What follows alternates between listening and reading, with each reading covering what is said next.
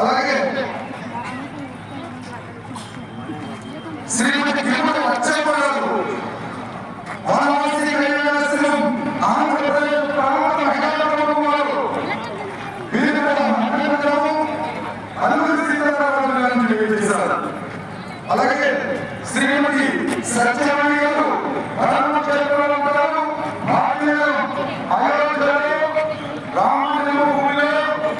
ఉన్న కళాకారులను తీసేసే వరకు నా పూర్వం ముడులు పత్రం చేసినటువంటి ద్రౌపది మాత సత్యవాణి గారు ఇవాళ మనలో ఉన్నారు.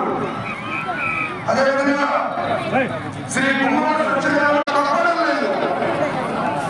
మన ఆలయాలు సమాజంలో దైవాన్ని కాంక్షిస్తూ సర్వే జనా సుఖినో భవంతు అంటూ ఉదాత్త భావన పెంచాయి.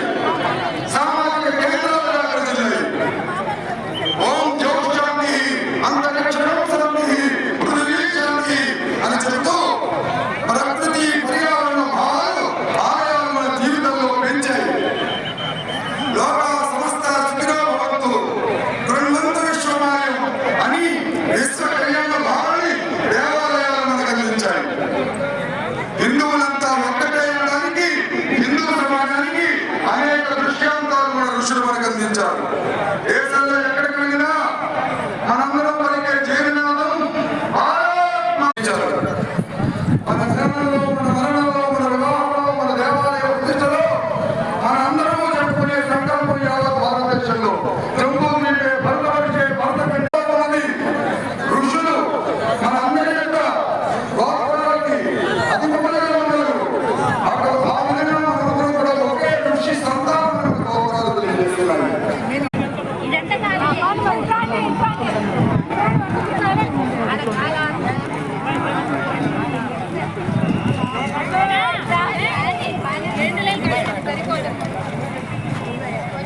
సరిపోతుంది.